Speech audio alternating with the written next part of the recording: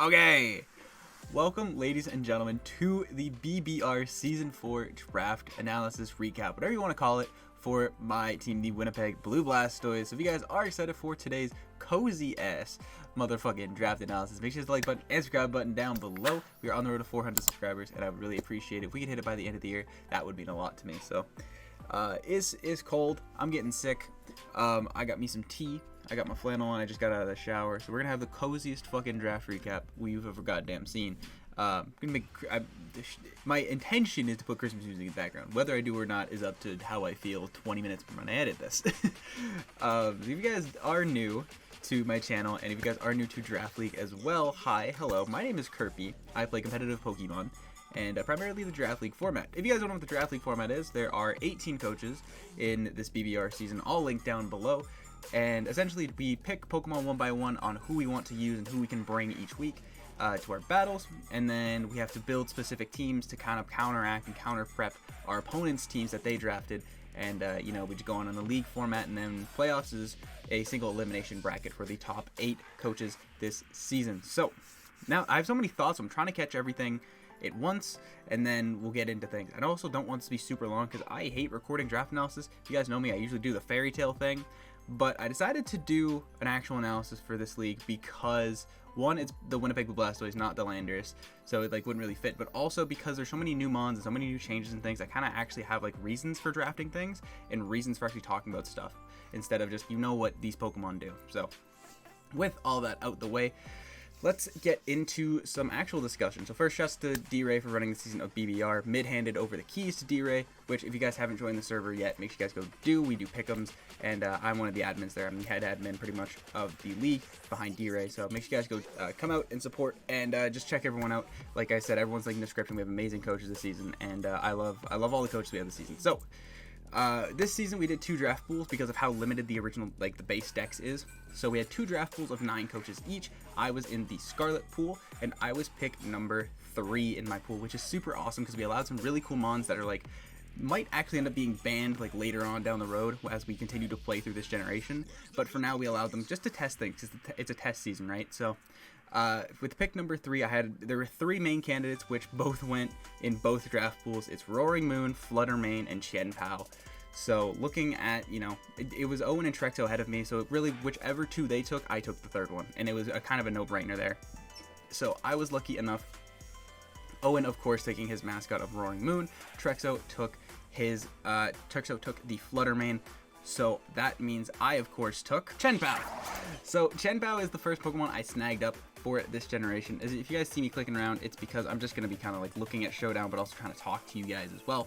So basically, Chien-Pao is the new Weavile, is how I like to think of it. They really neutered my boy Weavile, but they also invented Ice Dog, the Chien-Pao. Since we're doing Blastoise, I'm kind of doing my own nickname theme, kind of just nicknaming stuff. So this is Yellow Wolf, our Chien-Pao. He's going to be our team captain. He's also our Terra captain. So this season, to kind of allow terrestrialization to be a little bit more handleable, we did it based on points. So Chien-Pao was 18 points out of our budget, and we were allowed a maximum of 18 points on a Terra captain, or 2 Terra captains. And the points obviously reflected how much they cost in the draft board. So Terra, I used all my Terra points on Chien-Pao. He's going to be Terra Dark. We also had to declare a type with the Terra captain. So we have Terra Dark Chien-Pao, which obviously is going to give us that huge boost in things like our Crunch and our Sucker Punches like that. We also have the amazing Ice Stab, which is a super offensive typing. Things like Ice Shard and Ice Spinner, and Crash as well. It's a little bit stronger, but a little bit more inconsistent, but also has the flinch chances. So you really play the balance of, do I need the damage or not? In terms of coverage, there isn't a whole lot that I really get out of Chien-Pao, but Chien-Pao really does one thing, and it's basically, like I said, new Weavile. It gets the fighting coverage for things like Steel types and Rock types. It gets Psychic Fangs for those weird fighting types, and it gets Swords Dance. This is literally all I need out of this Pokemon. It is a base 135 speed offensive breaker. Base 120 attack, 135 speed, and its ability Sword of Ruin reduces the defense stat of all Pokemon on the field by 25%. So physical walls really struggle to actually check this thing. Things like Bulky Waters really struggle to really pivot into this, which was something that I was running calcs with preseason. It was common Bulky Waters and how well they actually deal with Chien-Pao. And a lot of Bulky Waters really get fucked up by Chien-Pao, especially if I can get a Sword Stance up.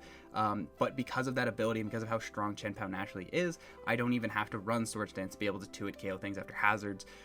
And just be able to get so much value, especially with that Terra boosted Crunch. this mon is just absolutely insane, and this is why I actually think this mon might end up being banned in future seasons, just because of how oppressive and how strong it really is. But you know, I'm not gonna complain. He's my round 1 pick, and I'm very happy to be using him this season. Alright, so with our next pick, you guys can see him up on the screen to my left. There we go, I figured it out. We have the most interesting Pokemon nickname-wise, because he starts off as 42 Doug, but then I changed him to September because I realized that was a better nickname for him than 42 Doug, because 42 Doug was just a joke that because I didn't have a nickname for him. Now he's September because do you remember the 21st night of September? He gives me very big Earth, Wind, and Fire vibes, so just to September, our Slitherwing. So, going into round 2, obviously, a Serpentine style draft, so it's 1, 2, 3, 4, 5, 6, 7, 8, 9, and then 9, 8, 7, 6, 5, 4, 3, 2, 1. That was impressive that I did that. Thought I'd fucked that up. But essentially, on my way back, I didn't have my eye on anything in particular because the first few rounds, you really have to play it by ear on what comes, what doesn't, because everyone has their own plans when drafting, so you can't particularly plan your draft this early on. So I really just wanted to see what came back to me. And both this and the other Volcarona form, the Iron Moth or whatever it's called, were there. But I opted to go with Slitherwing because I really liked how it kind of, not necessarily paired, but it gave me something I really wanted, which was momentum. Really strong momentum user with U-turn. Also gave me some more really strong priority with First Impression. Photosynthesis with the booster energy, I believe it's called. Able to boost things like my attack. I think I can boost speed with this if I do the Kartana thing. If I run it how people used to run Kartana, yep, you can actually speed boost with this mon as well. So you lower its attack IV and you run a timid nature, and then you can actually get the speed boost off of Photosynthesis, so then you can still run like bulk up with Photosynthesis speed boost, and essentially get the +1/+1/+1 on all your stats there, which is really super sick. Or you just get the attack boost and just absolutely become a nuke when you come in with the boost energy. And even if I don't, you know, people draft Sun, I can draft my own Sun. And also, I just don't even need to like abuse the ability. I can just bring things like Choice Band or Choice Scarf or Boots or whatever I really want with Slitherwing here, and just get some huge value. This mon gets a very similar move pool to that of Volcarona. Obviously, that's where it's like based off of a lot of physical moves. Things like obviously it's Bug and Fighting Stabs with Close Combat, and U-turn and Lunge and First Impression, but it also gets some really cool status moves. Things like Will-O-Wisp and Whirlwind and Morning Sun and Stun Spore, some really just like nice niche tech moves that could really throw people off trying to defensively check this mon, or just be able to cripple things for Chen Pao and my other mons down the road. So base 80 speed is a really nice speed to have as well. I think it's base 81, but it's a really nice speed tier to have as well. So the main thing I really wanted to pair with Chen Pao, and a theme you're gonna kind of see, I kind of stuck to it, kind of didn't, was I really wanted solid momentum grabbers, because I feel like that's how Chen Pao is really going to work, because I imagine Chen Pao playing exactly like Weavile does, where it doesn't want to come in hard, so it's either a really good revenge killer, or it comes in on those slow momentum pivots,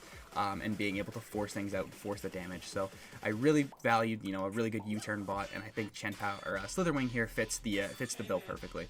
Alright, so with pick number 3, you guys can see him on the screen. One of my favorite Pokemon of all time, and a channel favorite, of course, coming off of way back when my Season 6 BBL Championship run. We have Cheshire, our Gengar, named after, of course, the Cheshire, the Mad Hatter cat from Alice in Wonderland. I love Gengar so much. This mon is it's one of my favorite Pokemon of all time. I love him so much. He's purple, and he's awesome, and he hits really hard, and he's really fast, and he's super cool. I love Gengar. Gengar does exactly what it did in Gen 8 and Gen 7, and what it's always done. It is a special ghost type, it's really fast, it hits really hard, it has things like Willow and Disable. It kept Nasty Plot, I believe. It did keep Nasty Plot this gen, but it lost Sludge Wave. I do still Sludge Bomb, which obviously Gen 6, like, it was the same thing. So it's not the biggest nerf in the world. It's only a 5% difference, and you do get the poison chance with Sludge Bomb, like 30% versus 10. But sometimes that 5% really makes a difference, so that really does suck for Gengar, but it's not the biggest deal in the world because of the things it did gain in things like it kept Nasty Plot this gen, it kept its Shadow Ball stab, it kept a lot of its coverage, things like Focus Blast and Deep Gleam and Energy Ball, as well as also getting T-Spikes this gen, which is something really cool, and I actually didn't know until after the draft. I didn't know it when drafting Gengar, but he got T-Spikes this gen, which is super cool, but it is also super annoying because everything in this gen gets fucking hazards, I swear to God. But Gengar getting T-Spikes is just another option for my team. If I don't have, if they have good Ghost Resist, then I'll just throw up a T-Spike, and then they'll get poisoned, and then I'll just, whittle them down over time and get that passive chip, and really get the most out of Gengar. And he's just so cool. Look at it, he's just cheesing. I love Gengar so much. He's awesome. He does exactly what he's always done. He's fast, he can be Scarfed, Life Orb, Specs, whatever you want him to be. Nasty Plot is really cool in some clutch situations. It's not as broken as everyone thought it would be when he got it, but obviously he's still fucking awesome. I love Gengar to death, and I'm super happy to have him on this draft too. So with pick number 4, there were a couple holes that I already want to start patching, as well as keeping up with that momentum trend, like I said on Slitherwing, and that's why I decided to pick up Diablo, our Corviknight. Corviknight's a mod I never really got to try in Gen 8, except for the 3 weeks I was in BBL Season 7 or 8 or whatever it is when I dropped, but we don't talk about that because that never got uploaded anyways. So, but I never really got to try Corviknight. I tried it in like mocks and stuff, and the occasional, this, that, and the other, but I never really got it for full league, so I'm really excited to try Corviknight. I think it really fits what I want it to do. It gives me a ground resist, which paired with Gengar is really nice. Obviously Slitherwing resists, but it's not the greatest ground resist. It's a Slitherwing. But obviously it gives me that ground immunity, gives me another really good U-turn Pokemon. It's one of the few Pokemon that actually kept reliable recovery with Roost. And it also is a Steel type, which in this gen are very few and far between of actual good Steel types. So having that to check things like Psychic types and Flying types and, other types like that, random ass Bug types, Grass types like Breloom, random ass bullshit like that. Corviknight's just a really bulky Pokemon, a really good pivot piece. It also keeps defog. Like I was saying with Gengar, everything this gen got fucking hazards, whether it's spikes, T-spikes, rocks, whatever bullshit hazards everything got. Corviknight actually having defog is really, really good.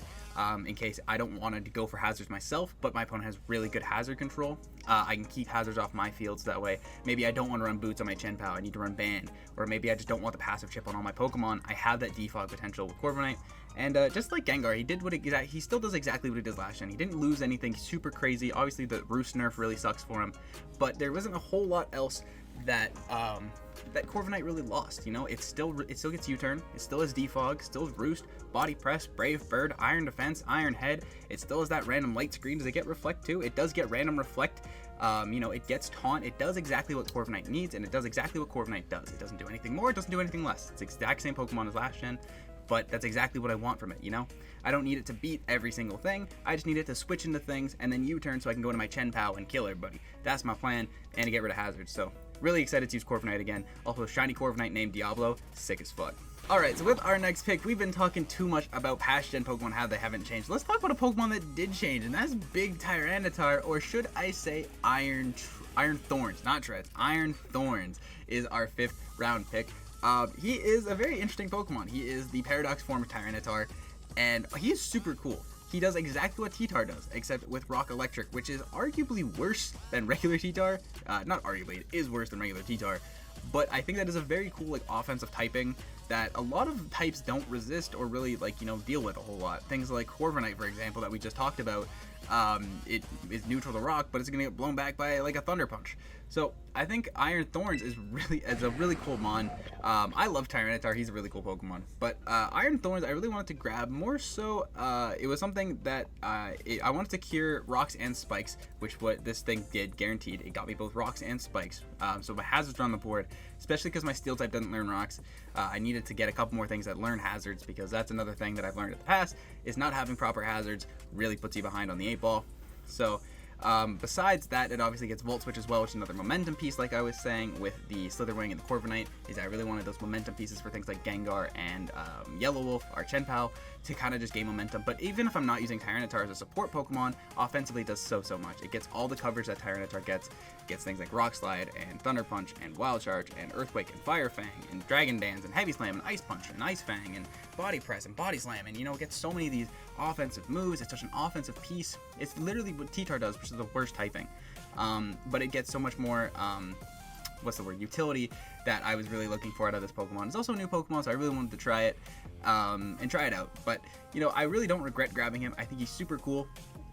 This Titanium, shiny T-Tar looks so fucking sick. I wish I had him in the Pokedex, but I don't, so you kind of have to deal with, little Jiggy over here, the T-Tar, but he is super cool. I love Iron Thorns, and I'm really excited to try him out this season, so.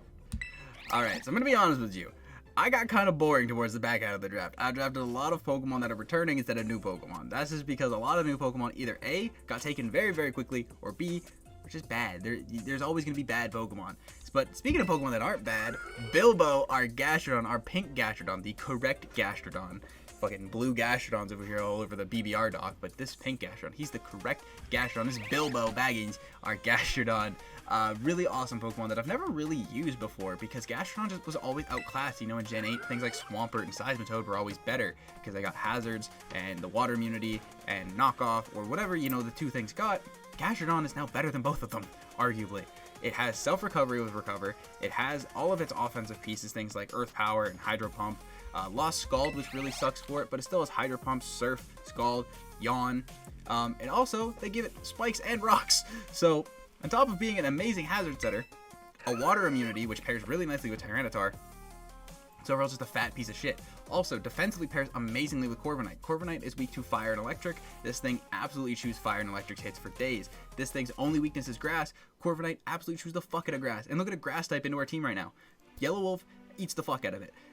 Fucking September eats the fuck out of it. Gengar eats the fuck out of it. Corviknight eats the fuck out of it. Grass types do not exist against my team, so Gastrodon sits so perfectly well, able to set up her hazards, able to set up her yawns, her offensive things like Scald and Ice Beam and Earth Power. And overall, it's being an absolute menace, and obviously keeping that Recover is super, super clutch as well for it.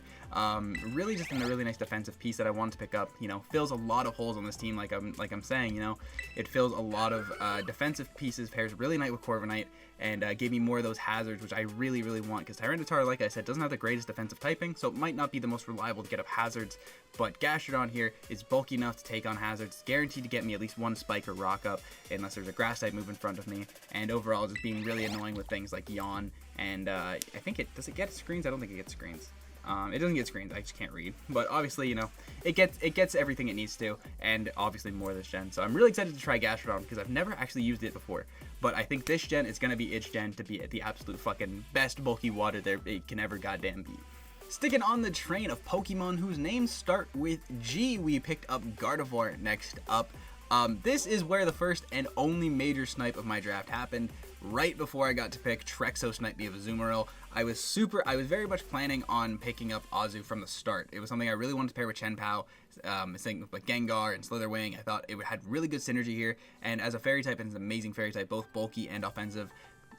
Was just an awesome Pokemon. But unfortunately, Trexo took it right before I could, which really threw a wrench in my plan, so I kind of had to fix my back half of the draft very quickly. But I'm not too mad about how it turned out. I'm really happy with how it turned out. So Gardevoir was a suitable replacement, and I'm honestly not too mad. Gardevoir would have been, like, obviously it was my second choice, but, like, it's not too big of a deal.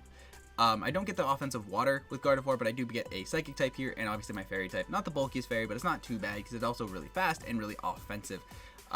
This Pokemon, Gardevoir, her name will be Haley. If you follow me on Twitter, or if you just know me, you'll know why her name is Haley. That's Eminem's daughter. That's the fucking go right there. I love me some Eminem. So, Gardevoir it does exactly like I was saying. It does exactly what it does. It didn't get any major buffs this gen. It kept Mystical Fire, which is something a lot of Pokemon like Sylveon ended up losing, getting transferred over to the new games, but Gardevoir kept Mystical Fire, which is a huge thing for hitting Steel type, so I don't have to rely on Focus Blast. It kept Healing Wish, which is a huge just setup piece. If I send out Chien-Pao or Slitherwing or whoever, and you know they get punched up, they get beaten, battered, whatever, and they need to come back and just finish the job, Gardevoir can Healing Wish up and basically give them a second life, which is super awesome.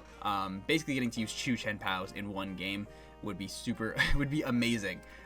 Because you know once you whittle down your own checks and the check is dead and they're like, okay, you know, we've killed Chien-Pao, it's no longer an issue. Oh, here comes Gardevoir. Now the Chien-Pao's back at full, or it's not burned or paralyzed or whatever you've done to Chien-Pao, he's back. So along with that, Gardevoir does keep its offensive prowess, things like Moonblast and Psychic, Thunderbolt, Mystic Fire. Like I said, it also keeps its utility moves that it always has, things like Thunder Wave, Will-O-Wisp, and Taunt are the main three that I really look at, but it also gets the screens as well, and Healing Wish, like I said. It also has that clutch little knockoff. Not that it's going to do a whole lot of damage with the little hands and her weak little attack stat, but she is going to be able to get rid of items, which in such a limited dex, getting rid of things like Boots with so many hazards up could be super, you know, not good for things that you don't want to take hazard damage. If they come in trying, like a Fire type, for example, try to switch in on a Moonblast, if I hit them with a knockoff, they're now taking 25% from rocks, plus however many spikes I have up, plus maybe I have T spikes up. So having not a reliable knockoff user, but having a knockoff user at least, and having that option to try and at least get items gone is super nice to have, along with just being able to kill shit, you know? It has the Calm Mind, If I want to go a very bulky Calm Mind Sweeper, it's an amazing Scarf Pokemon to throw Scarf on and outspeed things. It's an amazing Pokemon to throw Life Orb or Specs onto. Has some really amazing abilities with the Trace and Synchronize in particular. If I get paralyzed, then they get paralyzed. If I get burned, they get burned. Or Trace, I can trace things like if I'm feeling cheeky, I can throw Booster Energy and trace the Photosynthesis, and then I'm a fucking demon. I'm a Pokemon. I'm a Paradox Pokemon too, bitch. It can trace some really cool abilities, and you can do some really cool things with Trace in particular, but that's obviously matchup dependent. But you know, Gardevoir does what it always does and more this gen, and was a very suitable and very quick replacement for the lost Azumarill. RIP, no Thumper. Alright, so next up we have arguably my favorite nickname on the team, and one of my favorite Pokemon as well, super slept on pick here. We have Hitmonttree, our Breloom. I love Hitmonttree. That's such a funny nickname. He's fucking awesome. Breloom was a Pokemon I missed a lot in Gen 8. I used it in a couple Nat Dex leagues, I used it in a couple Oras leagues and Gen 7 leagues. And Breloom is such a slept-on Pokemon. It's one of those Pokemon like Crawdaunt, where if you can fit it on a team, it has such a weird fit on a team, but if you can fit it on a team, oh my goodness, the things it brings to the team.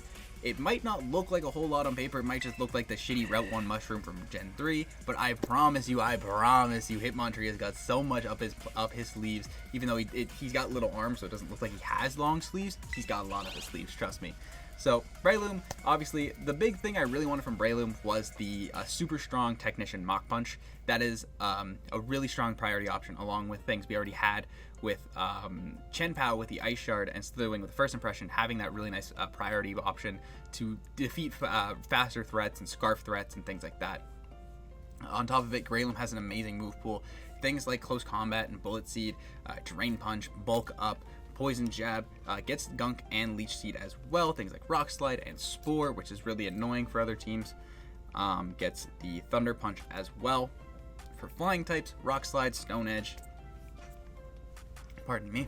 Breloom gets a lot of offensive moves, and it's really just that physical breaker that I really wanted. So primarily focusing on the Mach Punch is really where I led to Breloom. Gives me another ground resist, which I have Corviknight, which obviously immune, and there's no Zygarde, so I don't have to worry about like Thousand Arrow shit, but it's another resist, which is really nice. It also pivots into waters as well, which is something I really like. It's a water that, like, because of Poison Heal, that's another way I can actually avoid, like, because so many waters lost Scald, but Breloom, if I'm like a bulky Breloom with Poison Heal, then I actually don't mind switching into Scalds. It also gave me there was something else it gave me that I was really looking at, but I don't remember what it was. It gave me some other resist that Breloom has. Electric resist, I think, was another one, but I have Gastrodon and Iron Treads. Defensively, it's not the defensive monster. It's not here to be defensive. It's here to be offensive. It also fills out that kind of like, you see double fighting, and you might think, why'd you have two fighting types? You know, that like that's just weird. Like, you know, they're weak and they're not, you know. But Breloom and Slitherwing offer the concept of breaking one's checks for each other, right? So you run a bulky psychic type, well, obviously Slitherwing's gonna beat the fuck out of that. But like a bulky flying type, for example, if it doesn't have Roost, or if it doesn't have reliable Roost, then, you know, it's gonna have to spend a lot of its time trying to check in and switch into Breloom for then Slitherwing to come in and finish it off. And then Slitherwing has no checks. So it's the idea of like working in pair together and really beating down each other's checks, which I really liked with Breloom, along with all of the things I listed before. You know, the Spore option really makes people think, do I have to run safety goggles on something? Do I have to run a Breloom pivot in particular with safety goggles so I don't get slept? Because being asleep sucks. Do I have to worry about a sub-C Breloom, a sub-Focus Punch Breloom? Do I have to worry about a Life Orb Technician Breloom? There's so many things that Breloom forces in prep that people don't really see on paper, or they just look at Breloom as like, he's just a shitty Pokemon that's weak to flying. Well, yeah, he's 4 times weak to flying, but I don't really care. I don't have great flying resist, but also Corviknight's an amazing flying resist. Iron Treads 4 times resist, or Iron Thorns 4 times resist flying. Gastrodon's a bulky piece of shit, and any like Hurricane users, Gardevoir is gonna absolutely chew the fuck up. And we have Yellow Wolf, obviously, to revenge any flying type as well. So in terms of flying types, I wasn't overly worried. So yeah, it was really building off that Mach Punch priority, having that really strong priority trio in particular with the double fighting type and Chien-Pao that maybe really go hard eyes for Hitmonttree or Breloom. Alright, so we got 2 Pokemon left, and this one was kind of a funny one for me to grab. We have next up Rice Krispie, are Dunsparce. Dunsparce is something that, you know, I have only a couple points left. I think at this point I only have like 8 points left or something like that. And the minimum requirement was 9 Pokemon, so I could have just grabbed Dunsparce and stopped. But obviously he didn't fit. I had an extra point, so I have one more Pokemon after this one. But I grabbed Dunsparce for one reason in particular, and that is because of its new ability to run Eviolite. Thanks to the very disappointing evolution of the Dunsparce, we now have Eviolite Dunsparce, which is a fucking demon. Dunsparce with an Eviolite is so much bulkier than you might expect, and the reason I wanted Dunsparce in particular is because there's so many actually strong ghost types this generation. Things like Gengar obviously is in the other draft pool, Fluttermane like I mentioned at the beginning of the video, Gholdengo, Mismagius is in the gen, there's another one that Dragapult is another fucking good one. Obviously Dunsparce is not the best Dragapult check in the world, but it's better than him running Specs Dragapult and 6-0ing me. And the fact that I might have to play 2 of them because there's 2 draft pools, having a normal type was just something that, especially in later gens now, you really can't get away without having at least some sort of normal type to prevent ghost spam. So I really value Dunsparce, and even just running calcs against certain mons with the Eviolite Dunsparce. This thing is so much bulkier than people give it credit for, and I think he's a super slept on pick. That's my boy Rice Krispies right there, and he gets so much coverage and so much utility because normal types always get, you know, that so much utility and coverage because they probably just suck. They're normal types. They have shitty stats and you don't get much. But when a normal type does get a good utility or a stats or ability or something like that, something to make it useful, then they can really shine. Dunsparce gets amazing things like Coil, Serene Grace, Headbutt. Being able to flinch things to death would be super funny. It gets things like Glare, which was something I really liked looking at for it. It has Roost to keep up its reliable recovery. It's another rocker as well. So if I can't afford rocks and Gastrodon or whatever the situation may be, it gives me another option to set rocks. Another Yawn user as well to kind of force people to switch out or put their Pokemon to sleep. And because it's a normal type, it gets literally every type coverage you can think of. I looked through it briefly. I think the only types it doesn't get are Steel or Dragon and Fairy, but I could even be wrong. I think it does get Dragon coverage somewhere, but I could be wrong just scrolling through it. But it gets so much coverage, and its stats aren't bad. They're not great, but they're not bad enough to where Dunsparce has to be physical or Dunsparce has to be special. He can go either way and it'd be usable. So I think Dunsparce is a really slept on pick, and he might be like low tier MVP of the season, calling it early, but I think Dunsparce might be my low tier MVP, and I think he's really fucking awesome and I love him to death. And finally, like I said, after Dunsparce, I had 1 point left over, so I had to grab my boy Turtlebot, the Spidops. Turtlebot is from the old Teenage Mutant Ninja Turtles way back, like the 2002 one. There was a Turtlebot, and when I first caught him in my playthrough, I thought he totally looked like Turtlebot, and I still stand by it. He doesn't look as much like it than I originally thought, but he totally does look like Turtlebot to me, and he was 1 point. So you might be thinking, why the fuck you grabbed this thing? You already had a bug type, you have 1 point, what was the point? He does 2 things in particular that I liked with Spidops here. Spidops, shitty speed tier, very mid tier stats, 92 defense isn't terrible, but it does do a couple things that I did like from it. It is one of the only sticky webbers in this generation, so now people have to prep for sticky webs as well. I have every hazard on my team. I have rocks, spikes, T-spikes, and sticky webs. On top of that, he also gets spikes and T-spikes. So if I just need a suicide lead to get up T-spikes or spikes and then fucking die, well, Lord knows Spidops be really fucking good at that. So on top of being a hazard bitch, it gets it gets 2 forms of priority in First Impression and Sucker Punch, which are things that, again, I was looking at a lot, as well as being a U-turn bot. Like I said, it's not very fast, it's not going to live a whole lot of things, but base 30 gives me that slow momentum off U-turn, and First Impression, I believe, what's his attack stat? His attack stat is base 79, so it's not terrible, it's not great, it's not going to be OHKOing things, but like, throw a Choice Band on him, maybe he'll get a kill. Realistically, Spidops is a Pokemon that's not going to come a whole lot, but it's something that people have to respect. It's not some shitty 1 point Little Cup Mon that, you know, is just I drafted for the meme. Spidops actually has value and has potential to be useful. It's just in the right scenarios and in the right situations is where he's going to shine. So I felt that the utility he really forces in prep and the things he does offer to the team and give me more options, that's really what Draft League's all about, is just having options and having different ways to deal with certain scenarios. So just everything he brought to the team made him better than almost every other 1 point Pokemon that I could have grabbed, but realistically whatever Pokemon I grabbed probably didn't matter. So that's going to be our draft. You can see the full draft right below me down there, all 10 of our squad members. I'm super happy with how this draft came out with only 1 snipe the entire draft on that Azu. I'm really happy with this team, and I'm really excited to use it. So if you guys did enjoy today's draft recap, I know I'm off on the side a little bit. I've been trying to center myself, but I'm messing it up. So if you guys did enjoy today's draft analysis, make sure you guys hit the like button and subscribe button down below. Like I said, I usually don't do full-on analysis like this, but with the new gen and first gen, and also I'm not feeling too good, so I didn't have the energy to record a full-on script. I felt like this would be fun to kind of just talk to you guys. So if you guys did enjoy, and I know you guys are excited, make sure you guys come check out every Sunday when we'll be playing our BBR games. Week number 1, we are taking on a good friend of mine and a familiar face of the channel, Matt O'Shea, a phenomenal player. So we have a lot of work cut out for us just to start, and we have another phenomenal schedule for all 7 weeks. So make sure you guys go check out every week. Go check out everyone else's draft now, so it should be up around the same time as mine. And yeah, make sure you guys go give everyone some love. So with that, I'm gonna hop on out of here. Thank you guys for watching. My name is Kurt. Like, comment, subscribe. On the left hand side will be a YouTube video recommended for you, and on the right hand side will be our BBR playlist if you haven't checked out that already. And with that, I'm gonna get out of here. Thank you guys for watching. My name is Kurt, and I'll see you guys next time. Peace. I'm out. Bye.